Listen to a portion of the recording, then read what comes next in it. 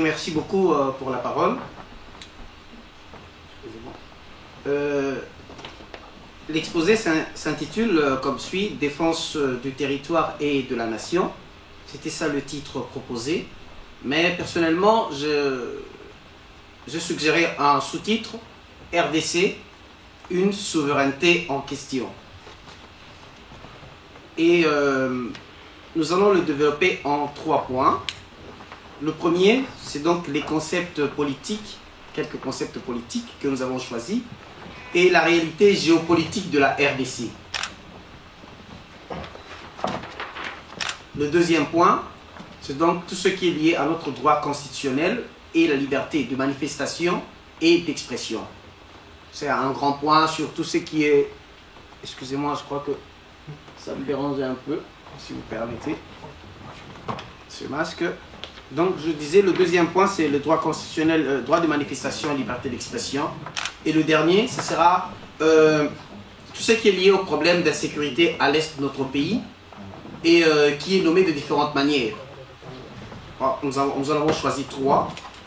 On parle des incursions, de l'invasion et parfois de l'occupation.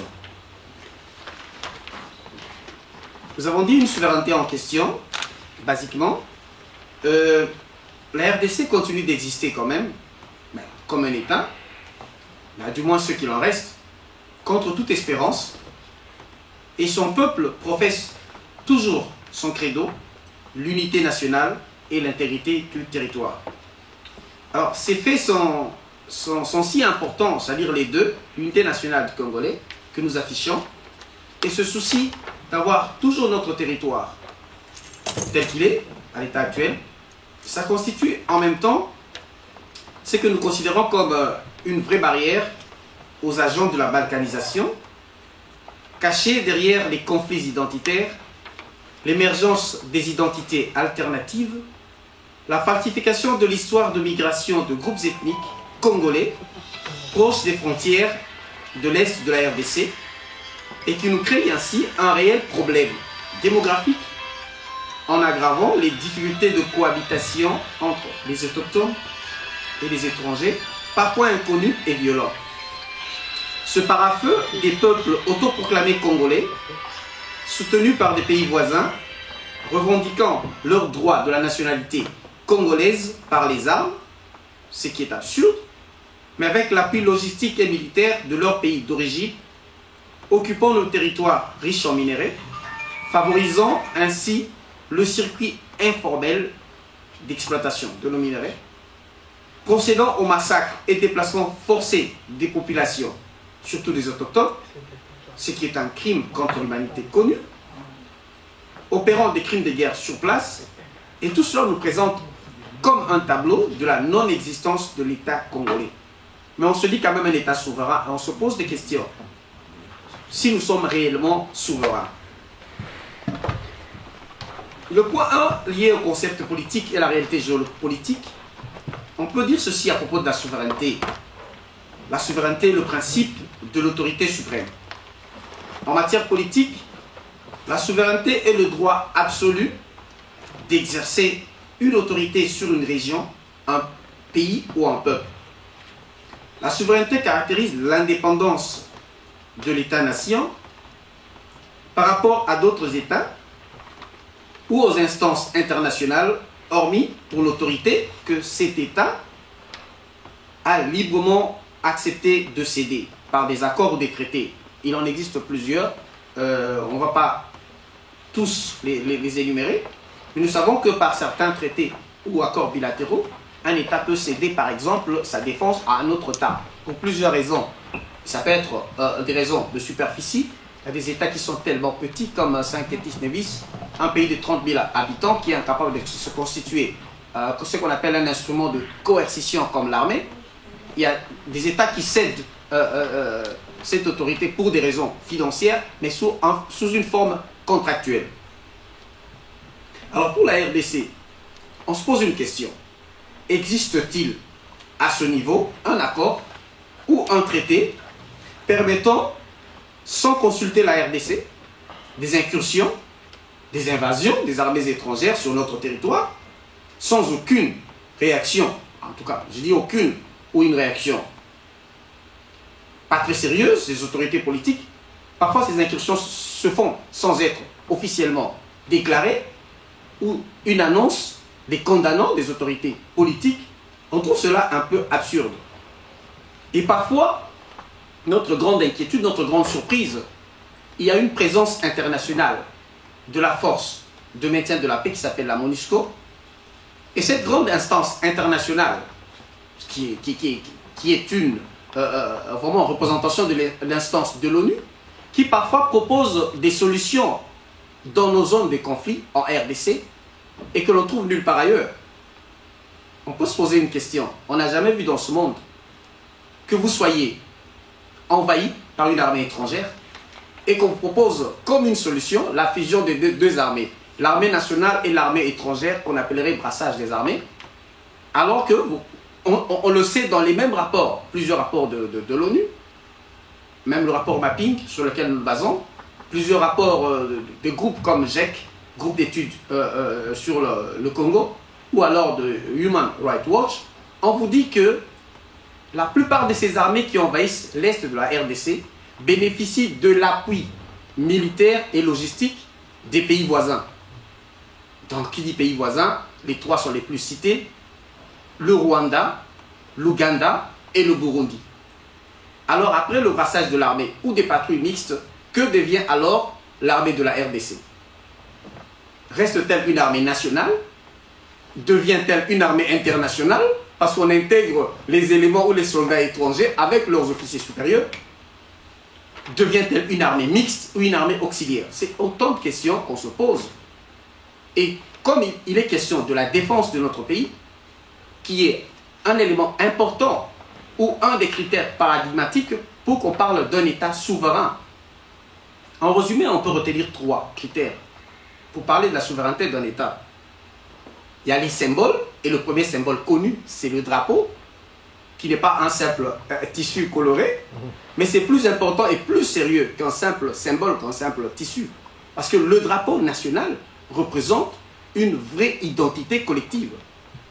Si dans la salle, nous disons que nous sommes Congolais, nous tous, on va se retrouver dans ce drapeau, comme on se retrouve dans l'hymne national congolais. Il y a également l'armée, la défense nationale, qui est un élément ou un critère paradigmatique de la souveraineté, comme tout le système de loi. Quand je dis système de loi, je vois pas seulement la Constitution, mais il y a le régime d'un État qui identifie cet État comme nous sommes dans un régime parlementaire. Et tous ces critères réunis, ce sont les symboles ou les éléments de la souveraineté. Mais dans notre Constitution, ou dans tout État, là nous avons parlé de la souveraineté nationale ou étatique, mais il y a aussi le peuple qui est souverain. Et là on parle de la souveraineté populaire. Et chez nous, cela est bien défini dans notre Constitution, surtout dans les articles 5, 23 jusqu'à 26, et 63 et 64. Le peuple est souverain, on le sait, et le peuple peut exercer sa souveraineté de 2 manières, en résumé, par les élections, c'est-à-dire c'est le peuple qui va voter, qui se choisit des mandataires et des représentants, et chez nous c'est le peuple qui va aux urnes pour se choisir celui qui deviendra le chef de l'État. Mais le peuple peut encore exercer sa souveraineté par rapport à ses devoirs et ses obligations en défendant sa nation. Comme le peuple a le droit de réagir pendant les événements, les lois qui ne les arrangent pas, ou alors par rapport à une confiscation du pouvoir. Là, nous tombons dans l'article 64 que beaucoup des amis activistes combattants aiment souvent. Mais dans notre pays, nous avons pris les mauvaises habitudes d'assister aux répressions violentes avec mort d'hommes et parfois des disparus ou des arrestations arbitraires qui non seulement enfreignent la loi, qui violent notre constitution, et pas seulement notre constitution, mais parfois le droit de l'homme de manière générale. Si cette liberté de manifestation existe, qui est un droit fondamental et constitutionnel, si la liberté d'expression existe, parce que très souvent nous confondons une critique, une appréciation, une opinion et une personnalisation de débat que l'on qualifie parfois si facilement d'outrage au chef de l'État. Et par rapport à cela, nous avons vécu tant d'arrestations des politiciens, des journalistes, par rapport à leurs opinions politiques, pendant les 3 mandats passés de M. Joseph Kabila. Et malheureusement, ces mêmes scènes continuent à se reproduire, mais avec quelques différences près. Mais le changement constaté n'est pas aussi évident que cela. Nous avons connu dernièrement plusieurs cas, et qui ne nécessitaient pas mort d'homme, où on a vu des policiers ouvrir le feu sur un groupe d'individus pendant les manifestations, ou encore le cas le plus typique, c'était celui de Lumanda Ntsebi avec ses adeptes. Mais très souvent chez nous, il n'y a pas une personne qui est pointée du doigt, comme si pendant ces répressions, il n'y a pas un donneur d'ordre. Et là, on se pose toujours la question, si on est réellement dans un état de droit, si réellement cette constitution est respectée, ou alors la constitution, comme la loi fondamentale d'un pays, est interprétée par rapport aux intérêts des individus, et surtout par rapport aux partis politiques ou aux partis au pouvoir. Autre chose que nous avons malheureusement constaté, que ce peuple est devenu la proie et l'objet des politiciens. Et très souvent, dans plusieurs cas où on a vu ce peuple sortir, c'était soit lors des élections, pour contester les résultats, donc il est question par exemple, de l'intérêt soit d'un individu, soit d'un parti politique. Et bon, ces derniers temps, on peut quand même féliciter le peuple congolais. Et moi, je les félicite par rapport aux dernières manifestations contre la loi Minaku, ou contre la désignation, ça c'est pas une élection, la désignation de M. Rossard Malonda. Et là, on a vu, comme quelques rares fois, qu'il était question de l'intérêt général. Mais difficilement, nous voyons ce peuple, et même les activistes dans la diaspora que nous sommes, difficilement nous organisons des marches ou des manifestations avec comme thématique les massacres à l'est de la RDC. C'est vrai que nous les crions, mais pas spécifiquement pour cela. Et vous voyez que sur ce plan de manifestation, c'est comme si nous avons 2 visions différentes avec nos frères et sœurs de l'Est qui, eux, vivent ces massacres, vivent ces incursions, ces invasions dans leur sang. Et cela a fait naître de mouvements d'activistes comme la Loucha, qui chaque fois qu'il y a massacre dans un coin, sortent pour décrier, sortent pour crier leur colère et interpeller les autorités, tant politiques que militaires. Alors comme on a parlé de ces massacres à l'Est, parlons un peu de nos frontières. Porosité des frontières en RDC, les agressions, tous ces massacres, comment faut-il réellement les désigner? Des incursions, simple invasion, ou carrément les occupations. C'est-à-dire qu'une armée vient et s'installe. On sera un peu plus bref et résumé en essayant de passer rapidement chaque thème ou chaque point. Vous avez encore 3 minutes. Ok, il n'y a pas de souci. Je serai vraiment très résumé. L'incursion a comme effet une action brusque et rapide et qui ne dure pas longtemps dans le temps. L'incursion a souvent comme conséquence prendre son adversaire par l'effet de surprise.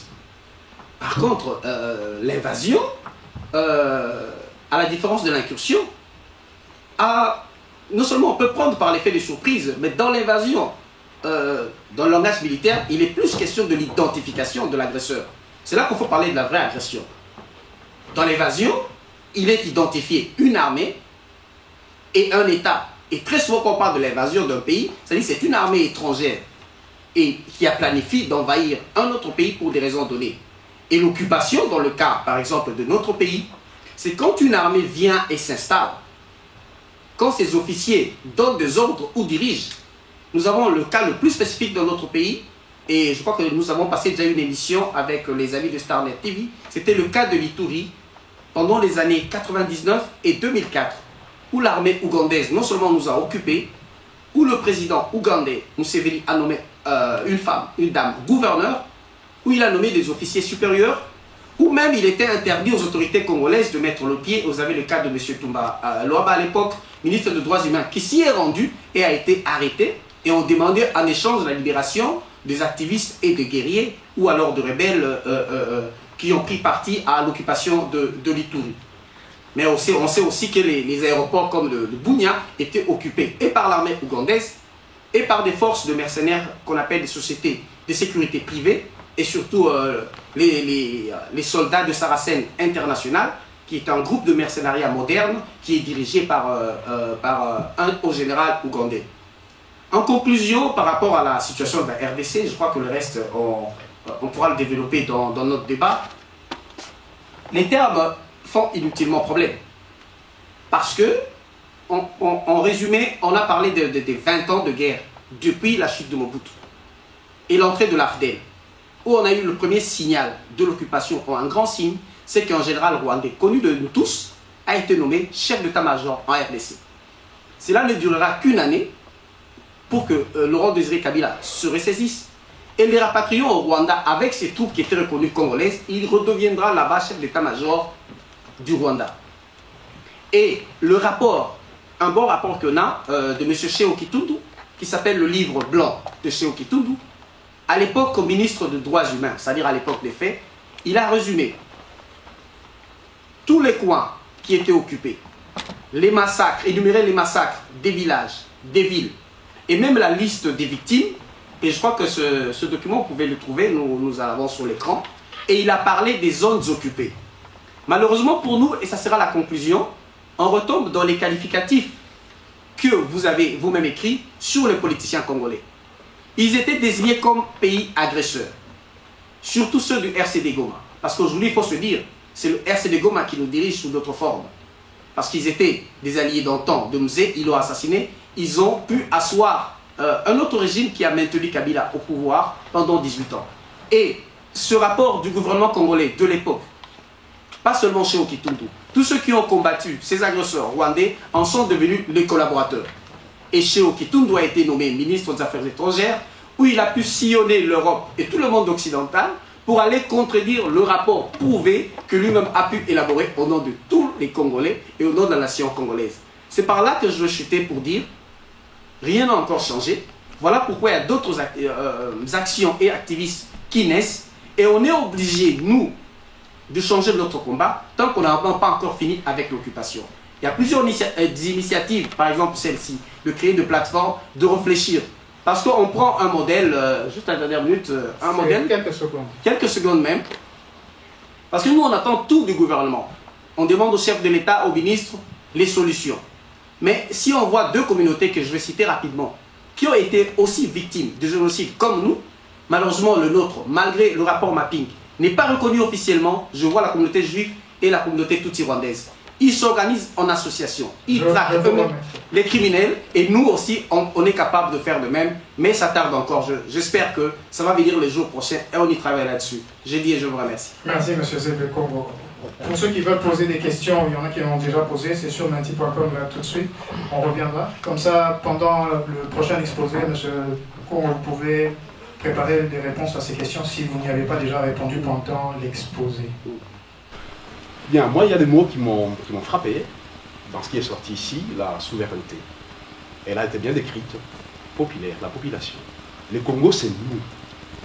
Depuis 20 ans, 24 à 25 ans, on nous tue. Ah ben, le fait qu'aujourd'hui, on se dit, nous, Congolais, on s'élève, on essaie d'en parler, parce que le monde entier s'est tait. Nous avons 12 millions de morts, notre génocide est décrit, documenté, mais jusque-là méconnu. Alors personne ne le fera à notre place. Nous devons le faire par nous-mêmes. Où est la presse locale ici, du moins nationale? Où est-elle? Ceci témoigne de la, je dirais plutôt de la mauvaise volonté, de la mauvaise volonté, ou alors de la conscientisation des Congolais en se disant, lèvons-nous. Et il est temps de s'élever. Bien. Nous à l'Est, parce que c'est de l'Est que je suis, malheureusement, nous avons aussi des étiquettes. Vous avez commencé par dire décrivez ce que vous croyez. Ben, certains mots sont revenus de bavardage. Et nous continuons aujourd'hui, nous nous disons tiens, à l'Ouest, qu'est-ce qu'on fait? De quoi on s'occupe? Et le bavardage revient régulièrement. À l'Est, on s'est dit ce n'est pas le moment de le partage. Nous pouvons avoir des différends. Tant que nous luttons entre nous pour le pouvoir et ceci ou cela, le pays s'en va. Il est temps de s'élever, et chacun à sa façon, à sa manière. Ma question, c'est celle-ci. Journaliste, est-ce que vous croyez avoir un rôle à jouer par rapport à la conscientisation du Congolais pour que les Congolais, d'une seule voix, s'élèvent contre ce qui se passe? non pas seulement à l'Est, mais aussi au désordre par rapport à cette prise de pouvoir chez nous. Est-ce que c'est le moment de nous battre entre nous? La question, journaliste que vous êtes, quel est votre rôle, à quand vous le prenez et comment vous voyez la vie? Moi, j'ai bien aimé l'intervention de notre frère, parce que c'est une question et une réflexion à la fois. Je ne sais pas si je me fais entendre. Oui, ça va, vas-y. Ça fait plus de 20 ans qu'on nous tue, nous, Congolais. Et moi, je suis vraiment ce genre de Congolais qui m'identifie à tout le Congolais ou à toute la RDC. En tout cas, dans la superficie actuelle. Quand on tue à l'Est, on maltraite à l'Est, je le sens dans ma peau et dans mon sang. Mais il y a un souci majeur avec nous. Vous savez, depuis l'entrée de l'AFDEL, il y a eu déjà des exactions.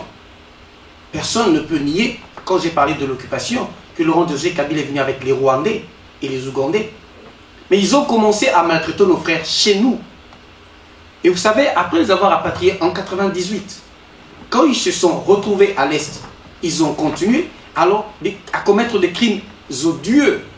Ce n'était pas seulement à l'Est, mais au Sud-Est aussi, dans le Katanga. Alors il y a eu un phénomène qui naissait, parce que Mzee Laurent Désiré Kabila l'avait encouragé, on l'a appelé les forces d'autodéfense populaire, et un cas spécifique que nous avons sur les Maïmaï. Sans dire nos frères et sœurs qui résistaient chez eux, suite à la défaillance de notre armée, ou à la mauvaise foi des politiciens, ou encore à la complicité des autorités militaires. Mais vous savez, regardons un peu la carte de la RDC, des zones minières et des zones des conflits. On ne peut pas remettre en question l'occupation parce que c'est presque aux mêmes endroits qu'il y a des conflits, c'est presque aux mêmes endroits, aux villages et aux villes, que nous sommes mal défendus, ou alors pas du tout défendus par notre armée. Et à des coins où n'eût été ces frères et sœurs Maïmaï, on ne se serait pas défendus. Mais quand vous voyez le rapport, le livre blanc de Cheo Kitundu, ça c'est un rapport de notre gouvernement. Quand vous lisez le rapport mapping par rapport à tous ces crimes, c'est commis par des armées étrangères chez nous, pendant l'occupation, mais vous remarquez qu'à la longue, ce sont des Congolais qui se défendent, qui sont parmi les forces négatives. Je ne dis pas que toutes ces rébellions qu'il y a à l'Est, ce sont des rébellions saines. Il y a des gens qui se défendent dans ces forces qu'on a appelées les Maïmaï. Mais comme il y a des mouvements comme des Maïmaï créés par nos agresseurs, et ceux-là s'en prennent également à la population.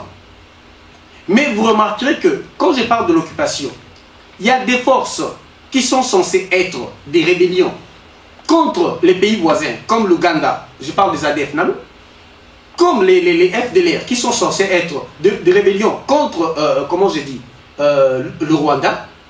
Mais depuis plus de 20 ans, ces gens-là sont chez nous, sans y être invités, réfugiés politiques armés, eux aussi se mettent à massacrer notre population. Et quand ils sont là, pendant plus de 20 ans, en train de massacrer, comment voulez-vous qu'on l'appelle, si ce n'est pas de l'occupation? Mais remarquez, il y a eu plusieurs incursions, invasions des armées étrangères rwandaises et ougandaises. Mais quand on parle des forces négatives, on parle des rebelles congolais. Et ces deux mouvements rebelles reviennent régulièrement, les ADF NALU et les FDLR. Et plusieurs fois, on nous a annoncé de mettre un terme à ces ADF NALU FDLR, mais ça continue, malgré la présence de la MONUSCO. Mais alors dites-moi, est-ce que les Congolais ont-ils le droit de se défendre en tenant les armes ou pas? Est-ce que la population congolaise prend conscience de ce qui se passe à l'Est? Parce que, je dis là, comme le frère l'a dit, vous l'entendez très rarement des comptes rendus sur l'Est de la RDC. Ni par les politiciens, ni par la société civile, seuls quelques écrits, ni que la population à Kinshasa, à l'Ouest, manifeste contre des crimes qui se passent là à l'Est. Et moi, ça me choque. Et le dernier cas vient de se passer après à peine une semaine à Kipupu, où on vient de massacrer 220 personnes. Et j'ai interrogé certains amis de l'Est, qu'est-ce qu'on nous a dit? Qu'il y avait un camp militaire vers Kipupu. Ce camp a été évacué quelques jours, et quelques temps après, Kipupu a été attaqué. Par qui? Par les Ngumino et les Twaginario, excusez-moi, je n'arrive pas à bien prononcer, c'est le Kinyarwanda. Mais ces gens-là sont sous la couverture. comme on le sait, de Roubaix-Roy et de Dialogamo, qui sont des sénateurs et ministres chez nous. Si ce n'est pas un cas d'occupation, comment voulez-vous des gens qui se disent congolais ne se soucient que de leur tribu d'origine? Ils ont appelé son tribu parce que les Banyamulenge, ce n'est pas une tribu congolaise, je ne veux pas rentrer encore dans ces considérations. Ils sont les Banyarwais, des Rwandais qui sont venus résider chez nous. Quel autre peuple est en conflit, se sentant discriminé, ou veut avoir un territoire de la RDC et ne veut pas cohabiter avec les autres? En venant en Belgique, est-ce qu'on peut s'imposer même à Matongé, disent que Belge va y assouster pour Matongé comme Yabiso? Si tous ceux qui vivent en Belgique ne sont pas belges, tous ceux qui vivent en RDC ne sont pas congolais non plus. Mais on n'empêche personne de devenir congolais par la voie légale. Pourquoi prendre les armes pour réclamer la congolité? Et s'ils sont nombreux, bien équipés, on ne sait pas comment équiper. Parfois, ils sont en complicité avec les FARDC, il faut se le dire. N'était-ce pas un cas d'occupation? Et si ce n'est pas notre préoccupation, qui doit s'en préoccuper? Il y a plusieurs cas pour parler d'occupation, je ne veux pas monopoliser la parole, je voulais juste intervenir par rapport à cela, et surtout que les rapports internationaux reconnaissent cela comme occupation, mais nous-mêmes, on avale le produit sortique des extrémistes Tutsis du pouvoir rwandais pour les reconnaître comme des Congolais. Parce que nous savons qu'il y a des listes des officiers supérieurs rwandais qui sont venus avec des rébellions, qui ont servi au Rwanda dans le Front patriotique rwandais comme officiers supérieurs rwandais, mais qui sont devenus Congolais chez nous par quel miracle? Et on sait qu'ils sont à la tête de troupes. Nous avons plusieurs cas, le cas de Makanika qui a quitté l'armée congolaise pour aller se battre auprès de ses frères Banyamulenge. On a le cas de Makenga, sous le coup de mandat d'arrêt international, aller se réfugier en Ouganda, au Rwanda, mais qui est revenu avec le M23. On est dans quelle situation? Et dans tout ça, que dit le chef d'état-major, le chef de l'État qui est le chef suprême de l'armée? Même pas un communiqué. Que dit le gouvernement? Nous devons prendre conscience que nous devons nous battre autrement, mais ensemble, au lieu de se liguer derrière les politiciens que je commence à trouver de plus en plus véreux. Et je crois même qu'on en a très peu besoin pour l'instant. Merci beaucoup, M. Congo. Vous voyez ce qui nous énerve. Un Américain, c'est triste pour lui, il a été tué par la police. Et le monde entier, tout d'un coup, s'agite sur le racisme et les brutalités policières. Un Américain. Et si on devait faire ça pour tous les Congolais, et je crois que le monde aurait changé depuis longtemps. Étant donné qu'il n'y a personne qui est là pour le faire pour nous, peut-être il serait temps que nous on le fasse pour nous-mêmes. Et c'est tout ça l'enjeu, le souci qu'on a, c'est qu'on puisse peut-être commencer à trouver des solutions congolaises aux problèmes congolais et ne plus attendre que ça vienne d'ailleurs.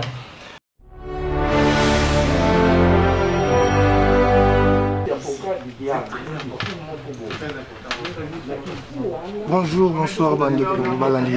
Star activiste, on est activiste de l'Obaka. Tout ça, on s'en casse des mots PDG là. Donc, nous, au monde, tout ça, dans la salle de la conférence, tu as qui nous participer à la conférence où l'Union européenne, donc, tu as eu participer à la conférence où le Congo va être ça, c'est aux alliés, titre nos alliés, crise, peuple congolais, dans mon ramener la partie Congo Nabiso, donc tu es les lots.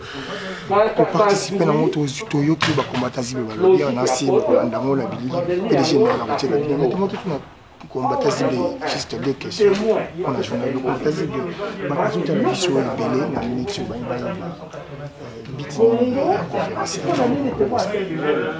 merci. D'abord, le but de bosser Zali. De constater que la crise congolaise continue. Et le développement est totalement suspendu. On ne peut même pas parler de développement. De changer quand l'élection, pour l'habitude, c'est comme si solution la situation, c'est de changer quand Kabila, Tobia, Longo, Bati, Félix, Bati, pour nous va bien, on constate que c'est Kabila qui continue à diriger. Deuxième crise qui continue, dans l'Est, Bisco va continuer et espoir à mon côté, ça un changement. Et puis sur la nomination, les officiers militaires, ce sont toujours les mêmes, permutés, et on constate que ce sont les mêmes criminels. En même temps, pression internationale, les officiers militaires, liste d'autorité politique ebele eza au fond non seulement balongwa bazala suspendu mais bazala traduit na justice nana Congo na libanda Congo baka ezebele batambu mamba ba John Numbi ba Caleb on écoute tout Caleb bazali na marche et on constate que le pouvoir actuel et le pouvoir passé c'est la même chose donc toujours ba massacre on a Ituri na Kipupu on constate que la population a kufa mutao défendre été et ça ne se dit pas et comme nango d'habitude so ba bomba tout gouvernement ils occupé par élection Ronsard Seni et peuple pas comme distrait derrière les partis politiques derrière les politiciens c'est comme si na Congo en fait so ba bon ba congolais na est na ba congolais banaza nde bazo kufanzala bango kombala bango tikali kaka a Fayulu Tshisekedi Béton Ronsard Seni donc c'est comme si espoir n'a plus comme si au bout de la Seni pour les prochaines élections alors que la situation actuelle est changée et par rapport à cela bisognon sur la plateforme activistes congolais peuple de manière générale qu'est-ce qu'on doit faire tout ça qui n'a action moko et interpeller qui biso et comme passeport congolais ba signer qui va se constituer partie civile dans les Cambouana contre entreprise wana ou ya mafia ba passeport parce que ça qui dossier belge tout le monde qui va congolais comme partie civile n'a pas avocat va obtenir gain de cause et le peuple congolais faut tout ça aller face à la situation ce qu'il faut quand maboko tant nous la Fachi Béton pas le John Numbi à Thiès général la Michi na bango mbalé deux criminels mutwala azate pour tous la Kabila pesa Félix ba ordre entre temps on fait quoi tous la camarade Seni pour peuple abîme ba bêter les sous massa c'est Kufa et ce sont les mêmes autorités wana ya police au bazar na pouvoir parce qu'on nous en a pouvoir Fachi Béton tous la Fachi Béton qui béton wana est-ce que c'est ça le changement non est-ce que changement zali non ceux qui va dossier mon sous par complicité il y a gouvernement actuel donc Fatina Batouné na Kabila ils osent traîner à bazolandela moté et nous sommes à mesure de le faire organisons tous s'organiser pour tout ça les mêmes constats que ça bongo et qu'il y a moyen il y a moyen de le faire pourquoi tout ça la montée voilà 220 personnes na Kipupu na zone physique où tombe kuna pourquoi tout ça les manifestations pourquoi tu vas na banda parce qu'on a une fois ça là et puis dans le poteau la guerre ils a armes ils tombent sur le terrain guerre ils a communication guerre ils a diplomatie mais guerre ils a littérature l'autre comment dire le lot batumugo to ramael était parce que si on doit voir le nombre d'articles, le livre, ils ont publié sur le génocide rwandais, mais ils ont très bien vendu leur génocide. Tout le monde reconnaît que le génocide au Rwanda, à part Patrick Mbeko, n'a pas honoré Rwanda, que je salue au coma sur les crimes au Congo. À part Charles Nanawaza Camerounais, aucun nombre d'ouvrages sur le génocide congolais, sur le massacre au Congo. Pourquoi ils ont reconnu comme génocide? Parce que Rwanda, c'est qui caprice, sont représentés comme génocide et que ce sont les Rwandais qui ont tué. Force et à maintien de la paix. C'est un chantage et entre-temps, les intellectuels congolais font quoi? Entre-temps, la population congolaise fait quoi? Bazo Zélanani, Fayula Saïla, Bazo Zélanani, Fachi Béton, Bazo Zélanani, Bazo Zélanani, Tozo Zélanani. Yangwana, organisons-nous, Batola, Bazabat, politiciens. C'est toujours le bienvenu. Pour soutenir Oazo mérité que vous soutenir. Mais pourquoi ne pas travailler ensemble? Parce que peut-être nous avons une initiative au politicien congolais Barolanda. C'était en fait ça l'objet que prochainement, commençons à prendre des initiatives. Tout ça, quand la marche était sans thématique inutile, Kabila dégage. Tout le monde a raté que les politiciens ou alors tout focaliser comment on battait sur les musiciens. On a trop focalisé le combat musicien. Ils ont des dossiers graves ici en justice. On les besoin de poursuivre avocat bazali, intellectuel bazali, juste bazali. On les laisse en paix. C'est aussi des éléments de changement. Et le raison absolument Mbokawana, c'est sérieux. On a impunité, na corruption. C'est tout. Merci. Il y a un créer un mécanisme. Il y a cicatrice on réveille juste les motivations qui dorment. Merci parce que déjà aujourd'hui moi temps est bien vous avez vraiment fatigué mais quand même tout zo para que le bien ma politicien bazo bima mingi pona ma boitali c'est ni kini ba congolais bazo bima pona ma politicien et pour ma kambo itali ti makambo leki na kipupu ba kongola limite na éviter message ni ko lancer pour le peuple congolais oyo baza na kati ya Congo na diaspora oyo baza jusque là petit dans la moi ici ma makambo message passe ya congolais moko eza passe ya congolais conférence à beaucoup non bien bon d'abord point presse objectif d'abord eza ki batu ba ebelete eza point de presse eza ka tous en face na bino ba journaliste batu monsieur eza ka ke ba pesa point de presse Bayoka qui appelle, prochainement, tu lancer sur appel. Pas si à Congolais, pas si à Congolais. Soit à Bomi Congolais à Est. Et ça, ils ont touché pour Kinshasa. Tout ça, la différence entre Est et Ouest. Parce que Mokolo Congolais à Ouest, même la capitale, Est, c'est et ceux qui Congolais ont eu conscience que pression a sur deux choses. Parce que voter le président, beaucoup de la partie politique pour un Essengo, bilingue, comment on a bilongi à Batoala. C'est pour que Congolais ont bien. Est-ce que Congolais ont bien? Non. Bazole la dollar, ils ont matali, ils ont mata. Bon, bazo bomabat. Donc change mes acquis pour crime on est ici là, bané babumara bat bayebani, ba agression va rwandais ont continué. Tous en armée, tous en monté, ceux tous en ont ils salami. Et là on est au sala que armée et comment équipé pour qu'ils soient ici là. Ça fait plus de 25 ans bon ici là m'connu. Sur ici là, voilà juste l'objectif. Il y a idée tous en ango et commencer à poser des vrais problèmes. Les batozo les la musala tenza. Bazo boumaba au jour le jour, boba qui changement et tout. Sauf au compter na 25 ans, na ba rapport international ni surtout PESI. Et aux mêmes endroits où on massacre, on continue à massacrer. Et les criminels sont les mêmes armées, les mêmes groupes connus. Tous en armée, tous en bas conditions, tous en armée. Alors les gens doivent perdre leur temps à suivre les politiciens, les partis politiques et ne pas s'engager pour société civile paye combien. Pourquoi pas dans des mouvements citoyens? S'il y a moyen de faire quelque chose, oui. Mais comment le faire? Et en gros, il faut se mettre ensemble et avoir d'autres idées, poser d'autres stratégies. Sinon, on va compter les morts jusqu'à quand? 12 millions, c'est encore rien. 6 millions, c'était la Shoah, génocide reconnu.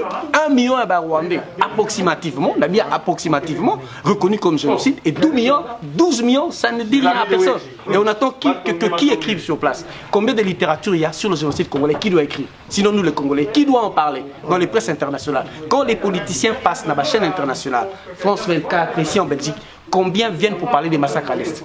Combien viennent pointer du doigt, mettre le doigt sur la plaie, citer que nous avons été agressés par telle armée? Sont-elles criminels? Combien viennent décrier les officiers généraux de notre armée ou qu'on a brassés dans l'armée qui sont des criminels? C'est qu'au problème congolais, on marche pourquoi? Pour les gens, pour des personnes, pour des partis politiques ou pour des familles? Moi non, c'est pas ça le combat du vrai Congolais. Merci. Top FM, vraiment. Pour la conférence. Merci vraiment, merci. Je vous en prie. Toujours continuer toujours avec le toujours continuer.